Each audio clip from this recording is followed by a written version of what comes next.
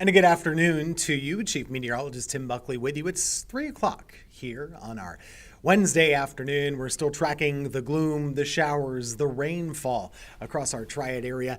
We've been talking throughout the morning that the rainfall has mostly been missing us a little bit over to the east, but even so, had another soggy day so far, and another August day, if you can believe it, another August day where it looks like we will be staying at or below 70 degrees for the entire day. So it's been one of these gray, damp, dreary kind of an afternoons, and that's where we stand right now at 3 o'clock. We're starting to get toward the tail end of the rainfall. We are on schedule to expire our weather impact alert this afternoon. I don't think we'll have too much more serious weather to worry about, and that flood risk is pretty much dying down at this point. So thanks for being here. We're going to chit chat a little bit over the next 10 minutes to get you up to speed. So without further ado, let's take a look at what's going on outside across the Triad area right now. We do have a good amount of clouds and drizzle and rainfall around the area right now. Temperatures are in the mid 60s. So it's another one of these days where it sure is on the cool, drab, and dreary side for sure. So take a look. This is 67 degrees with clouds and showers right now. Looking at the current conditions, that's the warmest we've been in a little bit.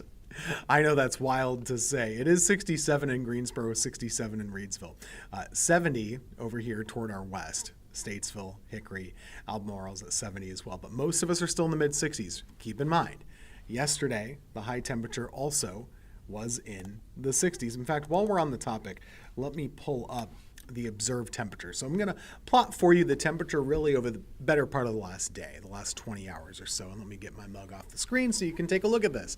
We have been basically isothermal. What does that mean? That means constant temperature in the weather business. And we've basically been there, only moving or budging about 5 degrees throughout the last 24 hours. So far today, the high temperature appears to be 67. The record for today's date for coolest high temperature is 71.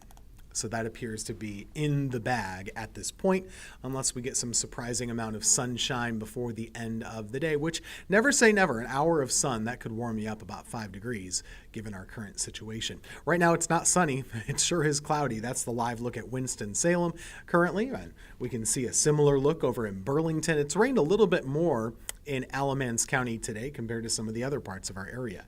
Let me show you the latest live radar. So this is where we stand right now. Again, as of 3 o'clock this afternoon, this is the paused version of the radar. If I put a loop on this, you'll notice the direction is pulling this away from us. So for now, we're sort of at the tail end of the rainfall, and it's still mostly light. Now, I will call some attention, though. I know we kind of sounded the alarm bells last evening and this morning. Hey, be on the lookout. Watch for flooding. It could happen. It didn't happen. Not around here. And that's good. However, they've had a really tough day in a good chunk of the Raleigh area. So I'll give you an example. Here's a flash flood warning for Wake County, Chatham County as well. This is flooding that's happened. It's not theoretical. So there's been a lot of this going on. Near Sanford, there have been some flood warnings also for Chatham and Lee County. So really, there have been multiple places here with flood problems, also there toward Zebulon, also an observed flood in that area. So if you think about it, yesterday on Tuesday, there was a good amount of flooding in the Charlotte area, especially in the Charlotte city. Today, it's been over in the Raleigh area.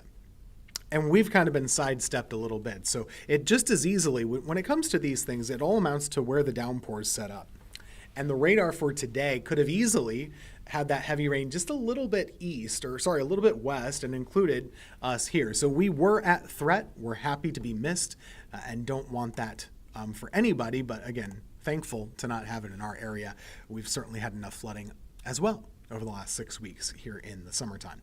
The flood risk has not been updated yet, but I do believe at this point in time, we're no longer at a serious risk of flooding around here, given the amount of rain that's fallen. Most of it has already happened, and we haven't noticed any big issues, at least locally.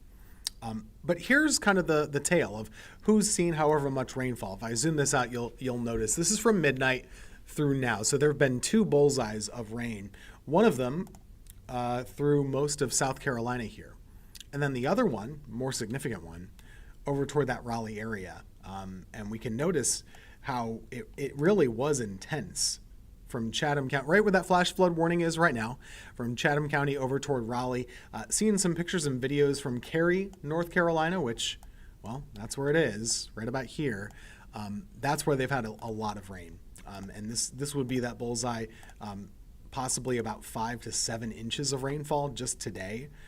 So an enormous amount to deal with. And, anytime you see that much rainfall in a day, but especially in part of a day, you're going to have flooding. It doesn't matter how good your drainage is, the roads, whatever, you're going to have flooding, even if it's been really dry. And it hasn't been really dry. So that's the flooding situation just to our east. And they've had some problems, as you can imagine. Locally, it's been a bit less than that, right? Parts of Alamance, Orange counties, though, still 1 to 2 inches in some cases. Greensboro, Winston-Salem, a little bit less rain, but it's still been a soggy day. It's still been a wet day of weather. But you'll notice, here's the difference. County by county. We said it on the news last night. I can't tell you which county is going to have the bad flooding, but someone will. Well, the answer key would have told you Chatham County and Wake County were the ones that ended up getting it. Rain totals do vary, more to the east, less to the west. And again, this is probably the end of it. What's been kind of causing all of this? Well, we've talked about the cool air wedge for a couple of days. That big high pressure up in New England that's been sending that cool air down the coast. That's the precondition to create this rainfall. When you have that cool air kind of settled in and locked in around here, if you shove moisture on top of it, you're going to create a steady stream of cloud cover and rainfall and possibly some heavy rain. And at this time of year, different than the winter time, this time of year, you have access to so much moisture. The Gulf is hot, it's warm, water temperature is close to 90. And that's where our flow of air has come in. What I'm showing you right now, this is called the water vapor product. It's a part of the satellite. And we can sense and see and track where water vapor is moving through the atmosphere. And why would we want to do that? Well, it can tell us where our weather is coming from, and it can show us how much water content is in the air at a given time. And so right now, when I see this, all those grays and blues, to me that indicates we have a steady stream of tropical moisture coming at us from the Gulf. And that's why we've been having so much rainfall over the last couple of days, especially when you run it into a roadblock like that cool air. Because cool air is heavy and it lingers toward the ground, so it's basically a forced ascent.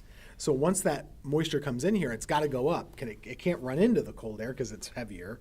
You can't move something heavier out of the way. It's like a peacock trying to go into an elephant. So instead, it goes up ahead of it. And when you rise air, when air rises, it cools and condenses. And so you're taking already very more warm and muggy air, and you're making it more muggy and really just going to create precipitation out of it. So take a look here. This is our futurecast going through this evening. I'm not telling you it won't rain anymore, but it should be less. Should be less steady, more intermittent. But again, some rain or showers are still possible tonight, overnight, and even into tomorrow morning. It's not really until tomorrow afternoon that we stand a chance to get some sunshine. Tomorrow will not be a very sunny day of weather for Thursday, but there will be some opportunity to see at least some blue sky from time to time. This is our best estimate of hour by hour for tomorrow. Temperatures will still be cool and cloudy, dreary. In the morning, we're in the mid-60s, upper 60s by lunchtime, low to mid-70s by the afternoon. So that's the optimistic view of things. If you're tired and sick of the clouds, you're probably still going to be tired and sick of the clouds for tomorrow. There will be a good number of them around the area. As we work our way through the rest of the week, this weather pattern is slowly breaking down.